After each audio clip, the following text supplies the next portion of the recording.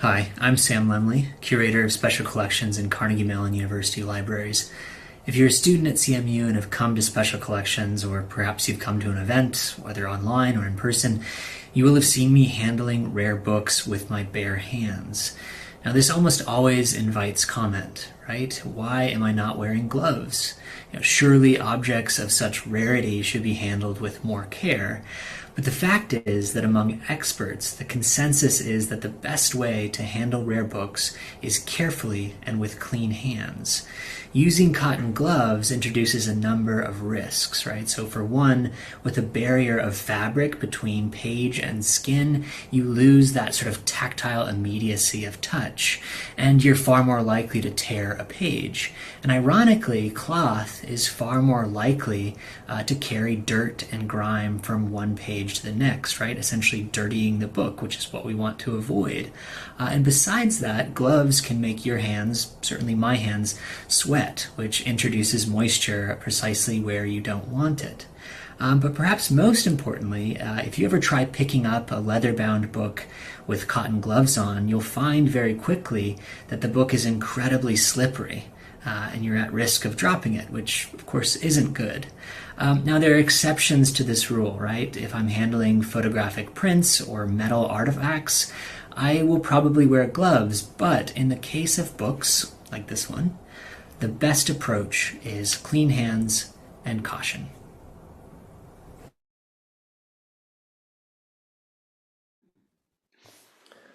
Well, good afternoon, everyone. I'm Keith Webster, the Helen and Henry Posner Jr. Dean of University Libraries. I'm delighted to welcome you to Fine and Rare 6, Rare Books and Ancestral Machines. Tonight marks the sixth in this series of Fine and Rare events, where we celebrate our library's special collections. Sam and I are delighted to be joining you from our wonderful new Special Collections Library in the Posner Center. We're tremendously grateful to have received a gift from the Posner Foundation of Pittsburgh, which has allowed us to create a permanent home for special collections on our Pittsburgh campus. Think of this facility as partly a museum, partly a laboratory for scholarship and inquiry. In the few weeks since this facility opened, we've transformed the way that students and researchers engage with our collections. We've had classroom sessions that allow first-hand access with clean hands to rare books, archival materials, and historic technologies. And we've got a new OpenStax event series that invites the entire community to come in and have a closer look at items from the vault. And through these events and many more, we are fostering a space dedicated to discovery and inquiry. Tonight we're turning the spotlight onto our inaugural exhibition, Rare Books and Ancestral Machines. This exhibition and its accompanying handbook and all the work that happens here wouldn't be possible without the generous support of our community. I'm grateful to all who have supported Special Collections by engaging with our work, attending our events, and funding our significant acquisitions. The run of show is that we will, as soon as I shut up, turn to a recorded presentation by Sam, and then we'll come back together and take your questions and spend about 25 minutes in conversation with you, our audience. Thank you for being here. Let me briefly introduce Sam, who is both Curator of Special Collections and Director of the Posner Center for Special Collections. Sam has responsibility for building our collections, teaching with them, and leading their use in research and scholarship. He has a PhD in English literature and a Master's in Library Science with a concentration in Rare Book and Special Collections librarianship. Thank you again for joining us this evening. Without further ado, let's hear from Sam.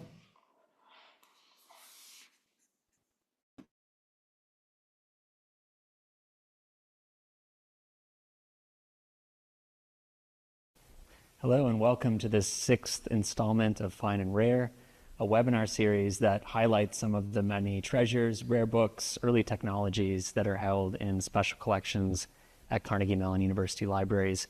I'm standing in the newly renovated Posner Center for Special Collections on CMU's campus. And so tonight we'll do something a little bit different in that I'll be offering a sort of walking tour of the new space.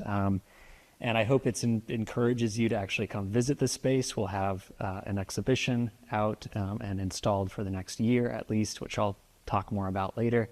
But I think it's really an exciting moment for CMU and for special collections in particular, because really for the first time in the university's history, we have a dedicated center for programming with the university's collection of rare books and early technologies. So I hope you enjoy this inside look, and I look forward to your questions after the event.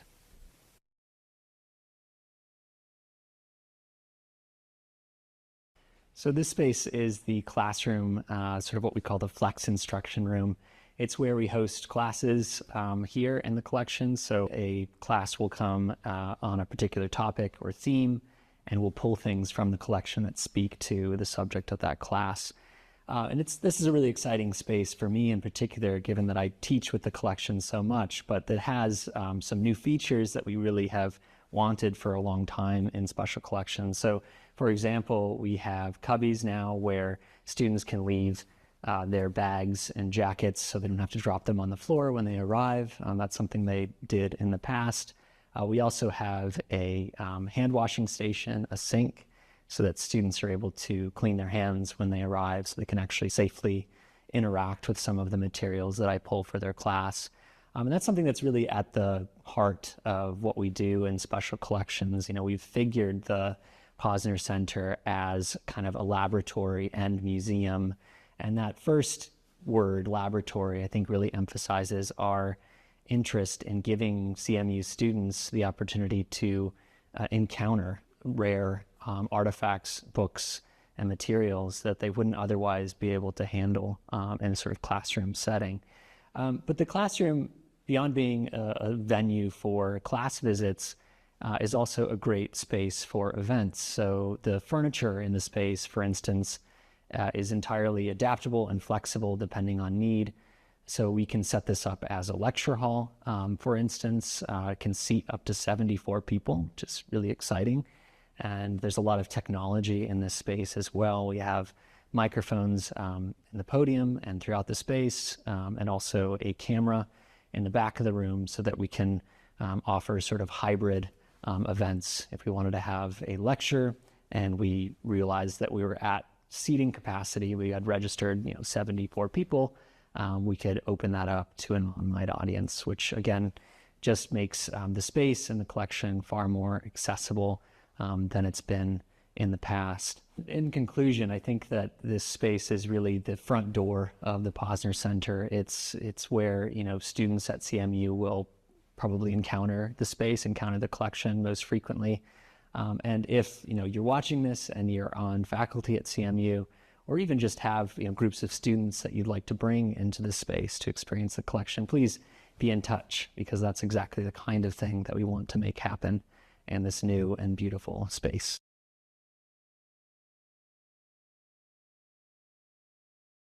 So in contrast to the Flex Instruction Space, which is really a venue for larger groups, events, and classes, this is the research reading room. And this is where scholars can come and work with the collection in a monitored and secure environment.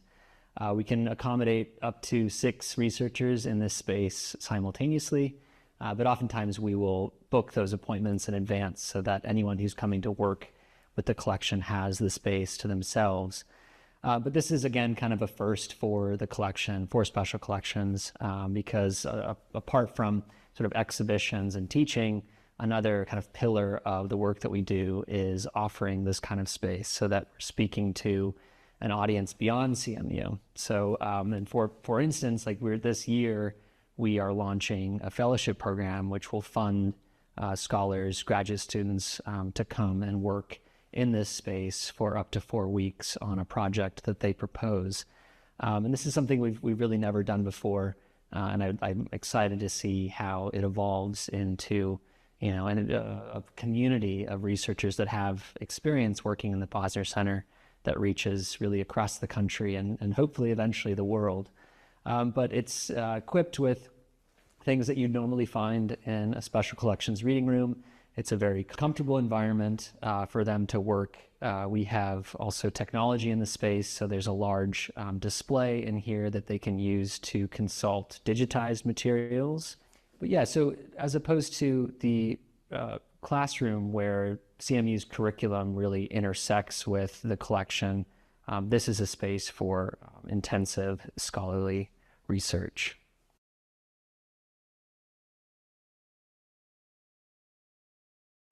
So this is the Digitization Lab, which is in the Posner Center, and it's sort of how we expand access to the collection well beyond the reading room, in that we're able to scan really anything in the collection at very high resolution.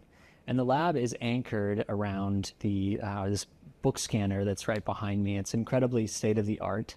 It's a DTBC 100, and it's a cradle-based overhead imaging system that allows us to scan bound materials, again, at very high resolution. And it's adjustable book cradle, which you can see in this footage, supports volumes at variable opening angles, right? So that allows us to put very fragile books on the scanner without damaging, fragile or tight bindings. There's integrated LED lighting, which of course minimizes heat in the scanner and minimizes light exposure while producing consistent, color-accurate results.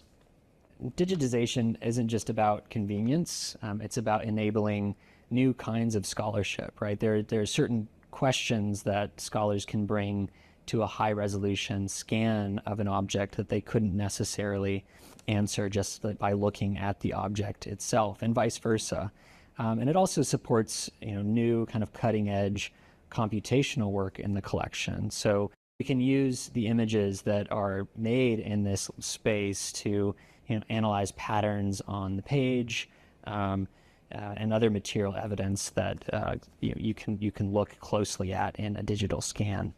And this supports the library's efforts in preserving historical materials. So we're able to scan materials and then make them available online. But it also supports research, in that if a researcher comes with a project and they decide they need high-resolution digital facsimile of an object in the collection, we can provide that to them on request. And given the quality of the cameras that are in this scanner, the images that it produces are publication quality, preservation quality, and that's a really exciting thing that is, we've really not been able to do in the past in the libraries. And that's another thing too, in that in the past with special collections materials, when we had to get them scanned, we would send them off-site. And there's a number of inherent risks in doing that. Of course, when you transport collection materials, rare materials, you risk damaging them. And of course, there's always the risk of loss whenever the materials leave the space. So I'm really excited to be able to provide this kind of service right here in the Posner Center for the first time. So basically this lab ensures that special collections materials, they're not only preserved, but they're actively used by students, scholars, and the public really around the world. It's kind of an essential bridge between historical objects and contemporary computational research.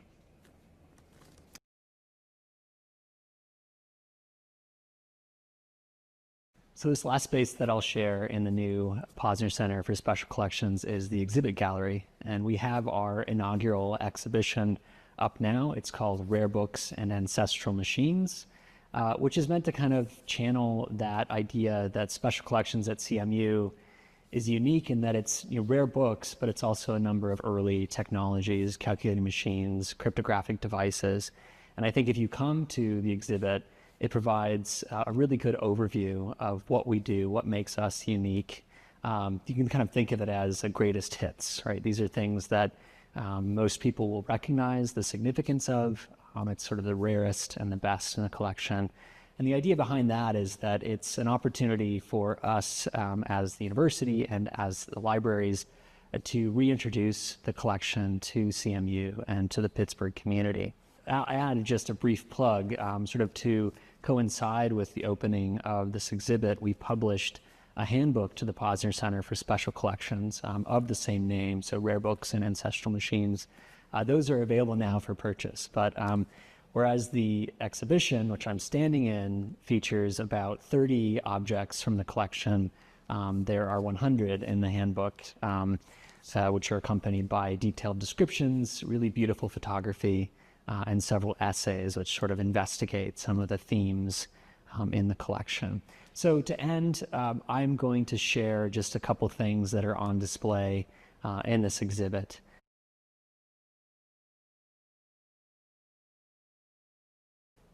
So this first book is a copy of Thomas Hobbes' Leviathon, which is kind of infamous for being an incredibly radical kind of work of political theory that was published in 17th century England.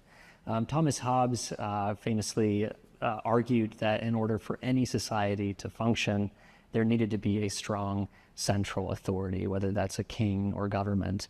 But even though he sort of made an argument in support of, a prince figure or a king figure, he rejected the idea that kings held sort of a divine right to rule. Monarchists, the people who supported the king and the king's claim to rule, were obviously bothered by that, troubled by that. But on the other hand, the parliamentarians, sort of the people on the other side of that argument, weren't pleased either, because he had this idea that you did need this strong central authority rather than something more democratic or even republican.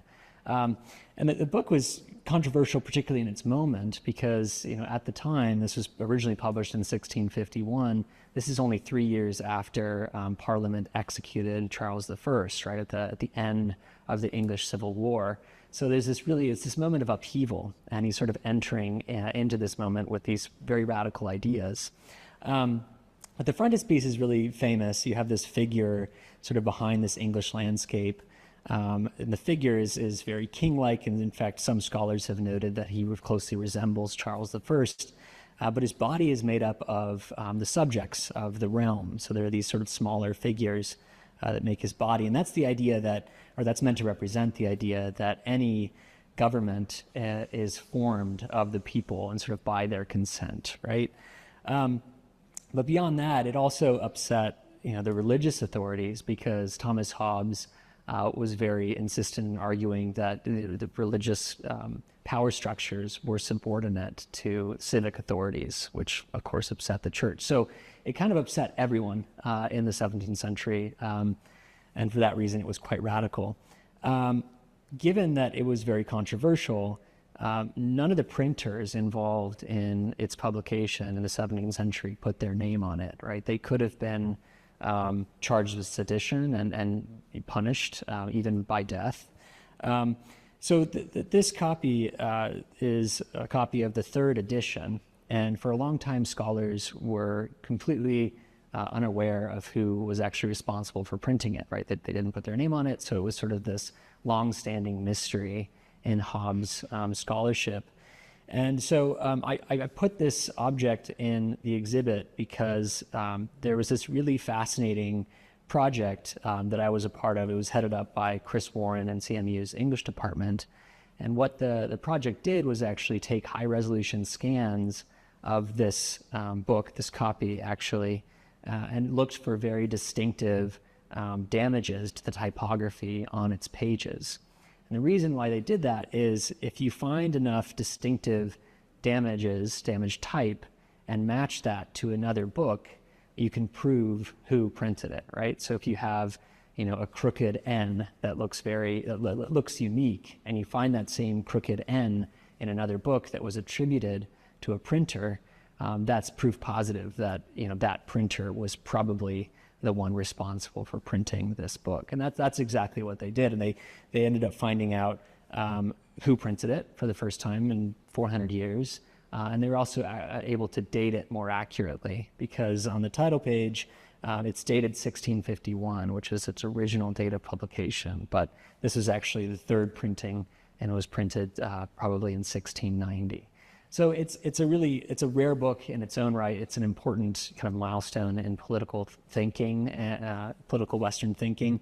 But it's a great example of how special collections more than just preserving, historical objects, can inspire and promote really cutting-edge research that's computational as much as it is historical.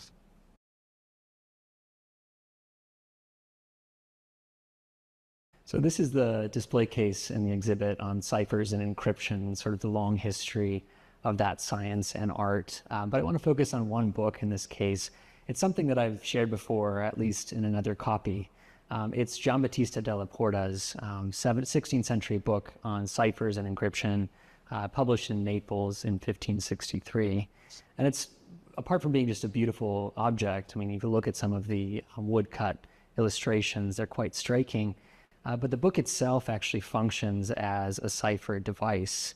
And I often share this alongside our Enigma machine, which is right next to it in the case, of which we actually have two in the collection, because they use the same kind of technology. There's rotating dials that reset the settings of the encryption. The copy that I shared in the previous installment of Fine and Rare was different in that it wasn't assembled, right? So the index fulvels, the pieces of paper that sit sort of at the center of this cipher device on the page, were never assembled. They were never cut out and sort of sewn into place. But this copy, which I acquired a couple years ago, is actually fully assembled. I mean, as far as I have been able to find, it's the only copy that sort of survives in that state. So that's special in its own right. But apart from that, this copy has extensive evidence of having been used. So an early reader, almost certainly in the 16th century, recorded a number of annotations in the margins of the book.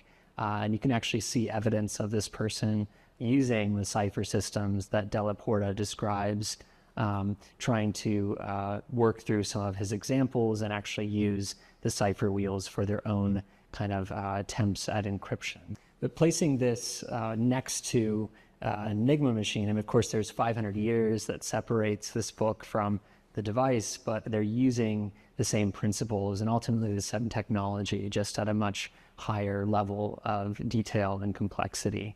And I think that that, again, is the kinds of story that you'll encounter in this exhibit. It's the idea that the technologies that we're familiar with today have this deep history, and that deep history provides so many fascinating stories, really, that are drawn from around the world.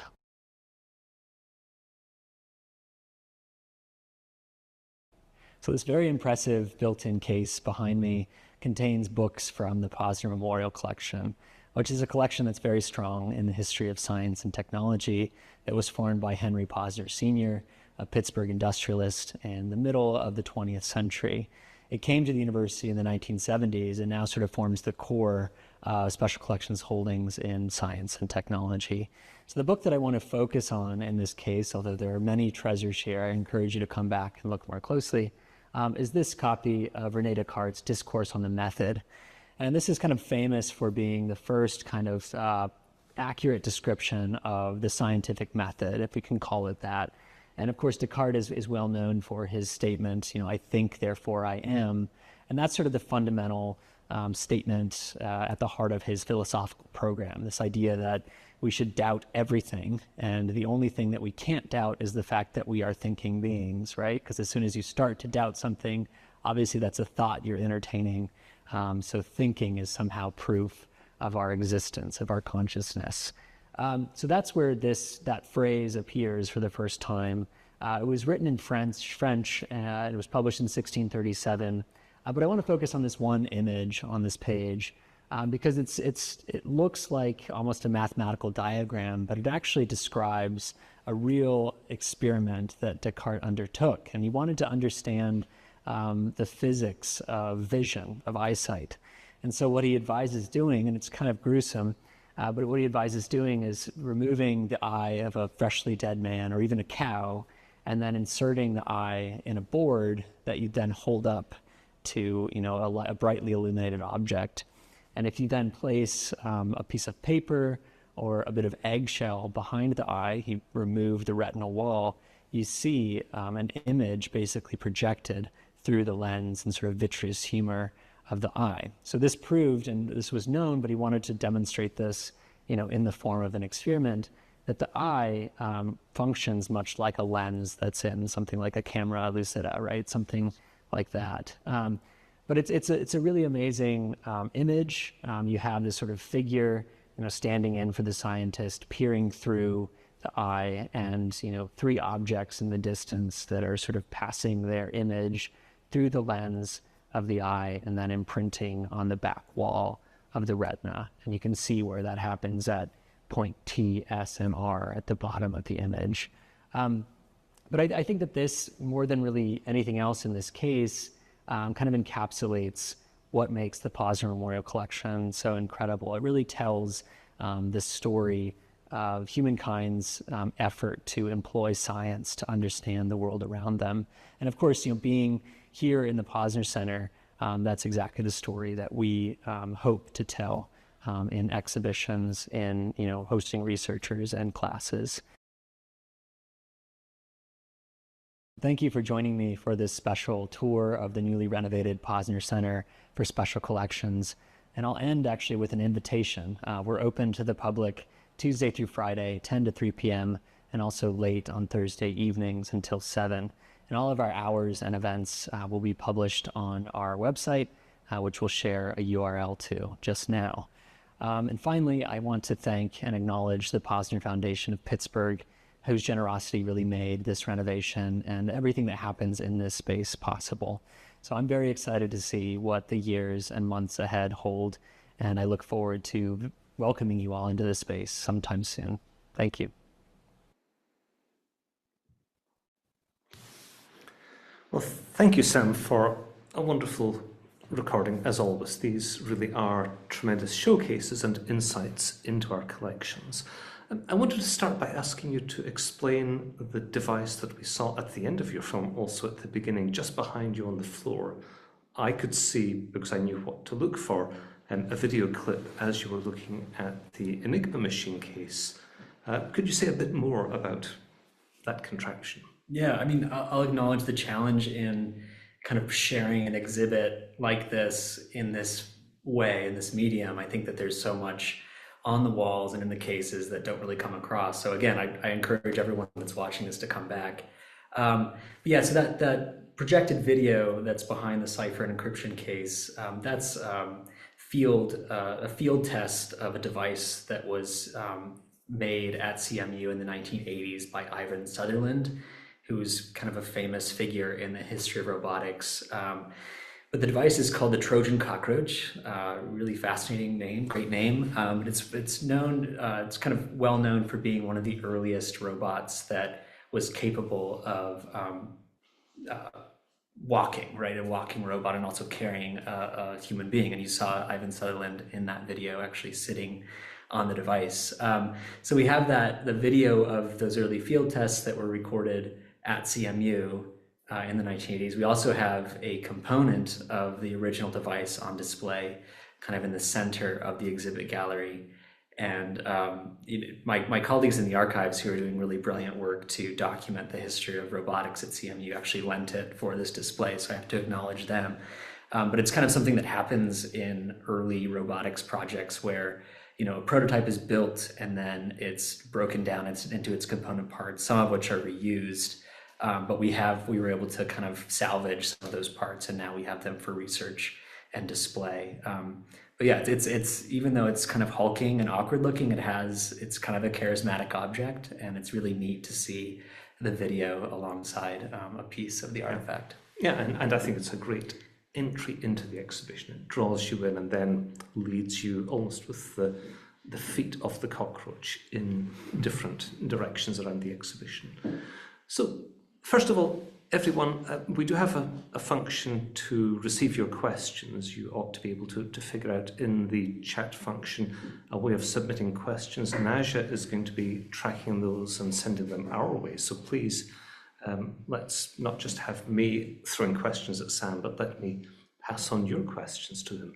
But whilst we're waiting for those to come in, Sam, could you tell us a bit about the reception from the student community? Because in many ways this, as you showed at the beginning of the video, is the draw card for students. They can come here and interact with some of the finest collections in the world. So how's it been going? Yeah, it's been going really well. I mean, kind of above and beyond even my wildest expectations, which is fantastic. And I think, this is something I stressed in the pre-recorded section, but it really is a first for CMU to have a space that houses special collections that is publicly accessible. I mean, for those of you that know a bit about the history of special collections at CMU, it used to be on the fourth floor of Hunt Library in a really beautiful space that was, built specifically to house the collection. But being on a fourth floor of a building, that has a single elevator, the access was always difficult. So now that we're entirely in the Posner Center, we're on the ground floor, and students, as they're walking between classes, we're visible to them and they're just able to come in. So we've already seen, a massive uptick in just the number of people that are walking in just out of curiosity. But, on this more programming side of things, we opened November 18th, and our first class was here on November 19th. And since then, we've hosted 11 classes in the space, the most recent of which was earlier today. It was a group from the English department studying the history of reading, the history of the book. That was actually, I think, our biggest class to date, too. It was almost 40 students, so that was a lot of fun. But yeah, interest from classes has been very high, and I'm mostly excited to see classes from other disciplines coming in. So, we have sort of the core kind of power users of classes in the English department and the history department, which is fantastic. That's kind of our bread and butter in the space. But we've had classes from the School of Drama, from the School of Design, the School of Art, and we're hoping to see more groups from the sciences and STEM fields coming in as well. Yeah, so classes have been really successful. We've already hosted several researchers in the reading room, which is where Keith and I are sitting right now, which you all have seen. But we're also working to offer a series of events. So I'll mention one. We have a kind of monthly series that we're calling Open Stacks. And these are events that are held after hours, so usually 4 to 6:30, and they're on a particular theme. And it's just a chance for students, or really anyone in the Pittsburgh area, to come in, see something in the collection, do a craft, have a snack, and kind of have a conversation with me and my colleagues about what special collections is. So yeah, that's just one example of how we're opening the space up, and the fact that we're now in this new environment, we're able to do those kinds of things for the first time. Yeah, great. So we have the first question from the audience. You've got a tremendous array of materials in special collections. When you're assembling an exhibition like the one you've shown us, how do you decide, I guess, the theme of the exhibition, and then with almost endless choice, how do you decide which items to include? Yeah, that's a great question, and it's kind of it's a challenge in special collections and libraries, right? Because in a museum setting, if there's any artists, and I apologize, you might feel differently, but I think that there's something immediate about a piece of art on the wall, right? It's a beautiful object. It's kind of immediately legible.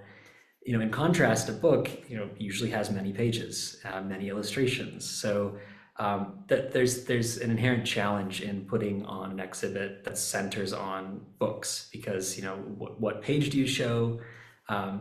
Is there a way that you can sort of get beyond that one page that's on display? Some places have the idea of turning a page every month or something, which is something we'll probably end up doing. So that's the first thing. It's sort of, okay, what has visual interest, right? If there's something that's on theme for a particular exhibit, we want to make sure that there's something that's interesting to look at. And I think that's especially true given that so many of the materials in the collection are in ancient or obscure languages. So it's not necessarily something that anyone walking in would be able to read and understand. So unpacking an object in that way, I think, is challenging, but a lot of fun too. So I enjoy that. And then in terms of how we identify themes, I do a lot of work with my colleagues across the libraries, especially in the archives. There's a group that works together. It's the exhibitions team, basically. And oftentimes we'll decide to host an exhibit on a particular subject if we're in an important anniversary year. So just to give another recent example, some of you might have seen the exhibit that we did on Shakespeare's folios. So that was in 2023. We partnered with the Frick Pittsburgh on that, and that was offered because it was the 400th anniversary of the printing of Shakespeare's first folio. So you have to think about occasion. So is there something that's happening in the world, or is there an historical event that we can kind of speak to and bring more context and interest to by putting on an exhibit? And then I guess the other thing I'll say is the challenge around exhibiting fragile objects, right? So when I come up with a long list of things I might want to put on display for a particular exhibit, obviously you have to do a conservation assessment to determine whether what I want to put on display could actually withstand the light and the sort of exposure that comes with being on display. So I work with conservators in the area to make that determination, but we want to make sure that for a bound book, for instance, is in a condition that it can be held open for months at a time without being damaged at all. That was kind of jumping around a bit, but I think that answers that question. But if I missed anything, let me know. That's good. I was going to ask a question based on your print and probability illustration, but there is a question from the audience directly about that. So you identified the printer by following defects or characteristics in the type from one publication to another. You also mentioned the 30-year period between first and third printings. Didn't they tear down the typeset version of the first edition, reuse the type, and then reset the type for the third edition?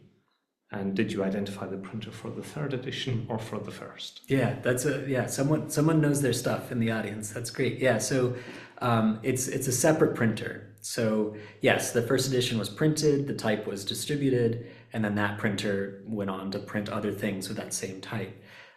Scholars have already identified who the printer was for that first edition. So that was sort of a known problem and was solved. But this third edition in some ways was more interesting because it was printed quite a bit later, when in some ways the work was even more radical, because this was after the restoration of the monarchy in England. And so the ideas that were first presented by Hobbes in the 1650s were still very much alive, and in some ways even more rigorously suppressed. So yeah, how to answer that question? Yeah, I think so. The problem with the third edition is kind of stands on its own. It doesn't really relate to the printing that was done for the second edition or the first. But yeah, and then what other parts of the question I'm forgetting? And then Did you identify the printer for the third edition? Yeah, the printer for the third edition. Yeah, a guy named John Richardson, and he was a pretty prolific printer in England in the 17th century. But again, I love that project. I love talking about it because it's so CMU, right? We were able to partner with machine learning experts to find that's the sort of patterns of damages in the high resolution scans that we made in our digitization lab. And it's the tools that we developed for that project we've now applying to other books. So there's lots of mysteries that are really similar out there that we're aiming to solve. So talking of machine learning, I wonder if you could say a few words about another machine learning project that you're working on at the moment, which is working with digital collections to generate metadata. Yeah, so this is another really exciting project that a colleague and I are working on in the libraries. So for those of you that might know about how special collections libraries work, the first thing that you typically do when you acquire a new rare book is you make a catalog record for that item, right? And that just basically involves generating or writing a very detailed description of that physical object, right? So that you can put it on the catalog and then researchers can find it. A lot of times that requires a very high level of expertise. That might be linguistic expertise, being able to read the language that the book is in. But it also requires a lot of very minute attention to the physical details of a particular copy. How many pages are in the book, how it was assembled, how many illustrations are in a book. So that's all information that a cataloger who works in the library has to encode in the form of a catalog record. That's very labor intensive and very time intensive. So it's a long-standing problem in special collections libraries, particularly those that are understaffed, which they tend to be chronically.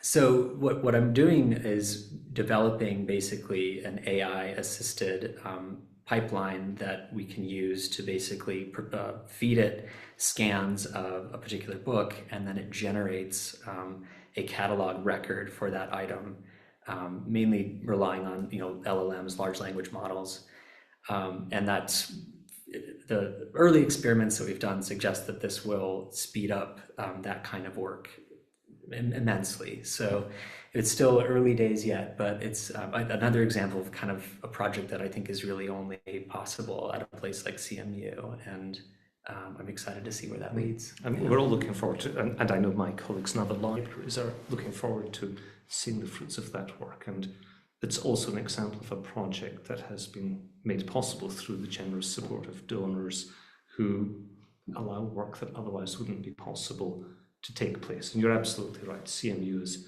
the place where this can happen.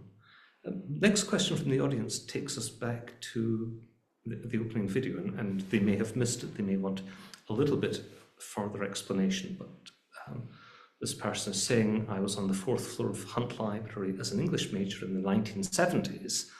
At that time, I was able to hold some absolutely gorgeous illustrated books, but I do remember having to wear white cotton gloves. Are these precautions still being taken? I didn't mind this because of the gold and the colors involved in elaborately illustrated volumes. Mm-hmm.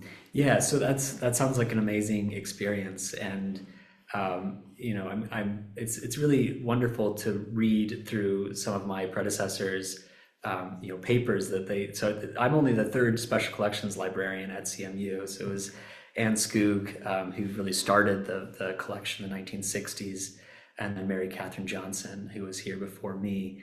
So I think there are a couple of things there. The thinking has changed. I think that you can absolutely still find librarians who prefer to have people wear white gloves. But my guess is that in that case, if you were holding or handling something like an illuminated manuscript, which are usually on vellum, and they use pigments that can be very fragile, very easily damaged, or something that has gold leaf on it. If you're actually touching those pages, touching those pigments, touching the gold leaf, that's a situation where actually white gloves would be probably advisable. But yeah, in general, for paper artifacts, for books, clean hands are still the best approach, which is why I made such a big deal about there being a sink in the classroom. It's great to have students wash their hands when they come in so that we know everything is safe. But yeah, that's my guess. It might have been a special case for that visit.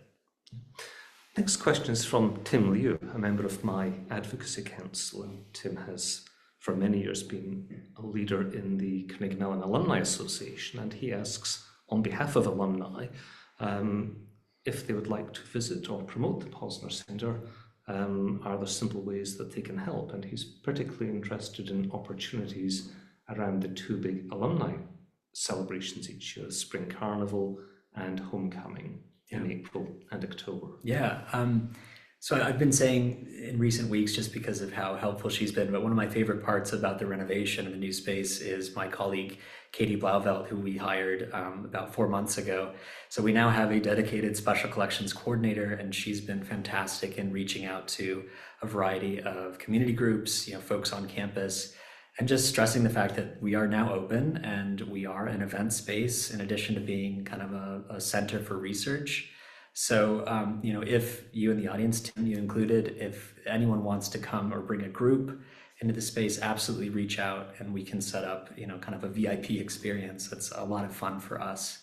But yeah, we're open. We're ready to welcome really anyone into the space. Right. Next question is a very interesting one. You gave the example of how the owner of a book added interesting annotations. How common are these in the collections that are housed here in the Posner Center? And when do you draw the line between an annotation being interesting or adding value and being vandalism?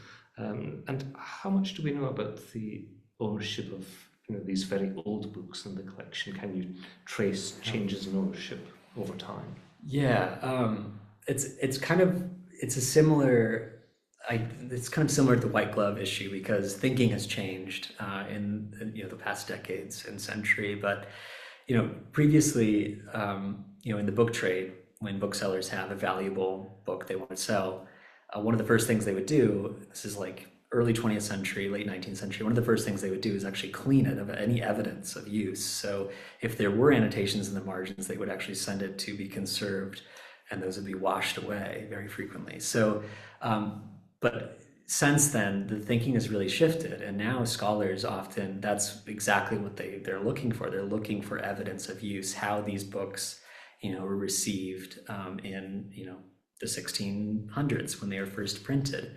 So I think that's a good change. Now, generally those things are preserved and treated as valuable evidence. But, in terms of determining value, I often bring my students' attention to these things, but I'm quick to point out, but don't get your pencils and start jotting things in the margins. This is something that there's a cutoff there. But yeah, because really what we're looking for as researchers, as scholars, is evidence of contemporary use, how they were received in the particular moment. And then, in terms of the provenance, how we trace ownership, it varies. Some books that have been, considered collectible for a long period of time, provenance is very well documented. And with books, in some ways, it's easier than with something like a painting, because, collectors of a certain status the first thing they would do is put their book plate right in the opening of the book, right inside the binding. So, I'm thinking of some books in the Posner Memorial Collection, which we know the most recent private owner was Henry Posner Sr., but some of those books have, in some cases, 4 or 5, even 6 book plates kind of stacked on top of each other. So that's really a wonderful instance where we can trace ownership, sometimes back to, when the book was first printed and purchased. And there's all kinds of really fascinating research that folks can do to kind of surface that information and tell the history, the sort of biography of these books. The next question from the audience, I'm going to try and tie into something you just prompted in me, and I'll meander my way there. So absolutely take the point. You do not want today's students scribbling marginal notes in a Shakespeare First Folio. But if we think about today's contemporary books, contemporary annotations may be of value and interest to scholars 200 years from now. But if these texts are in digital form, how on earth do we think about annotations and their capture and preservation? That takes me then to just mention a project that I'm part of called Digital Vellum, which is recognizing the desperate need to understand long-term preservation of digital texts. And can we imagine a world in which there is a vellum equivalent that scholars 1,000 years from now could use to access today's social media posts, if those were to be of interest in the future? And then all of that to take us to the question, which is, are there rare books on vellum that people can come and enjoy as part of the collection here?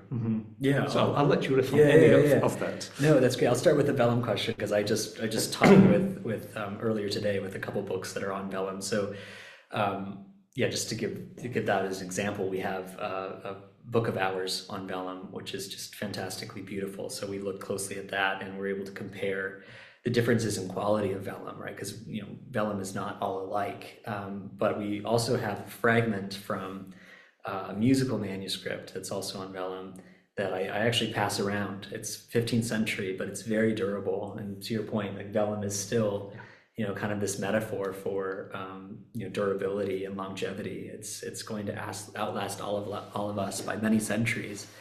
But I think that it's really important to give students an experience, and that sort of tactile experience of being able to understand, well, these were animal skins that were prepared for this purpose, and this is what it feels like, and this is what the flesh side looks like, and the hair side. It's fun to look closely.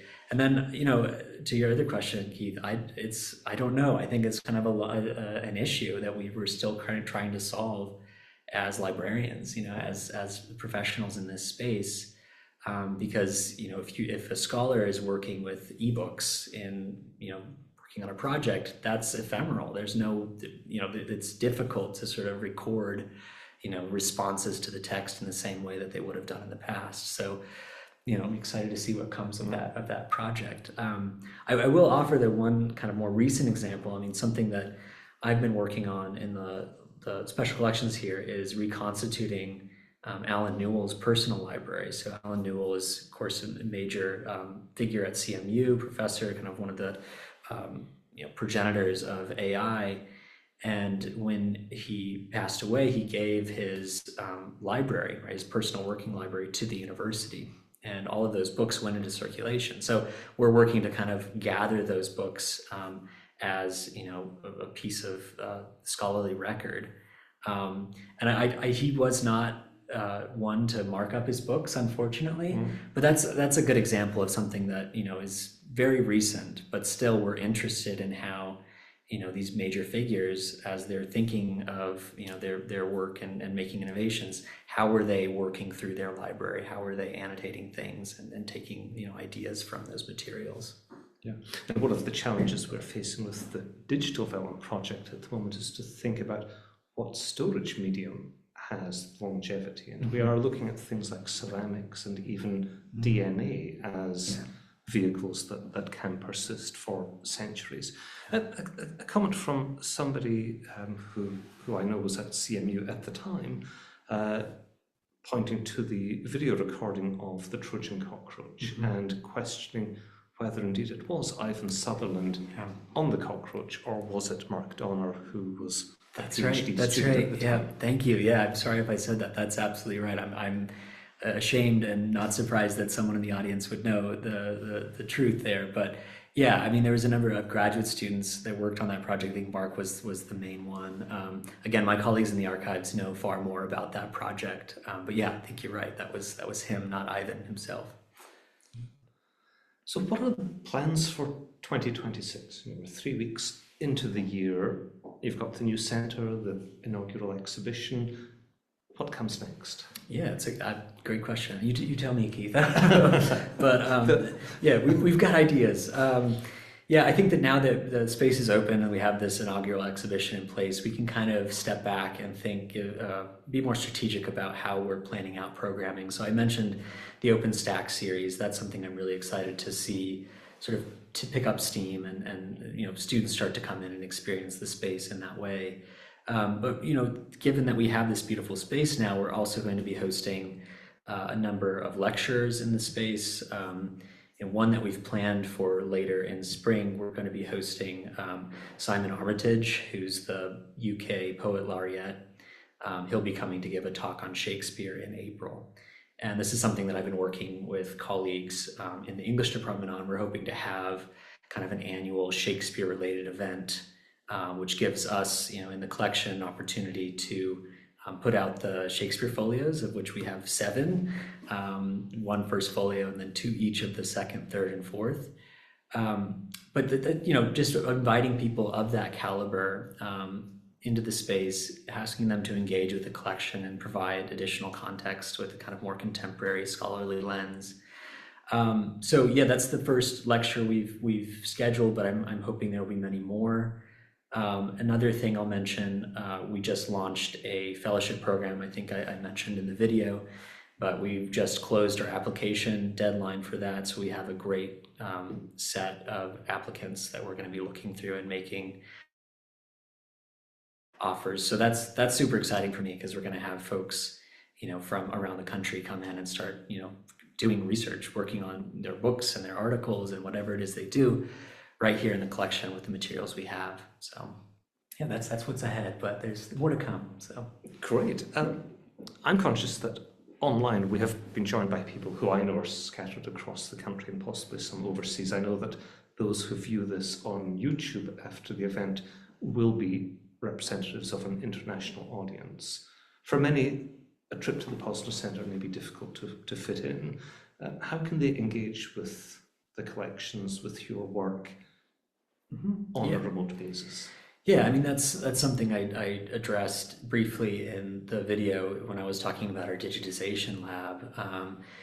As we get that up and running, I'm really hoping to work with my colleagues who work in the lab to figure out a way that we can, make or sort of answer those requests on a case-by-case basis. So if someone identifies something in the collection, they're not able to come physically, how can we work with them to get those high-resolution scans made quickly and then put online so that it's available for research? And I think that that's the point. It's sort of the Digitization Lab, again, allows us to expand our reach, well beyond the Posner Center, beyond Pittsburgh and the United States, ultimately. Yeah. And of course, another way in which people can engage with your work is by obtaining copies of your books. We've got a pile of books here you may want to show. Right. This was in case our monitors were not high enough. We found a use for the pile of books. But yeah, I mean, thanks for that plug, Keith. So this is the book that we published to coincide with that Shakespeare exhibit. We did this with Penn State University Press. So it's a collection of essays kind of on the history of the 4 Shakespeare folios over those 400 years, 1623 to 2023. So that's available. But then the handbook, which I mentioned, I'm really excited about that, not least because it was published by CMU Press, which is now kind of in Keith's portfolio at the university. But that's a really great, I think it's affordably priced, I'll say that, for an academic book, and it has a lot of really great photography in it, and I think it gives a really fantastic survey of what's in the collection and kind of what we were setting out to do in this space. And I can say it is a beautifully produced book. It was printed in Lithuania. Designed by our colleague Heidi Wirren-Kebe and a couple of design school professors. Right. With Sam's authorship. It's a substantial book. It is well priced at $30. Yes. Robin just dropped a link into the chat. I really would encourage you to look that one up. With that, it is time for us to draw the event to a close. I do hope you've enjoyed Sam's presentation, a chance to glimpse into this new space, this new exhibition, and then a chance for us to riff on your questions. If you enjoyed the work that you hear about today, please do consider supporting our work with a gift to the Special Collections Acquisition Fund. That helps Sam to continue to build these collections and to ensure that we align with the university's academic mission. So with that, thank you for being with us. Have a good evening. Thank you, everybody.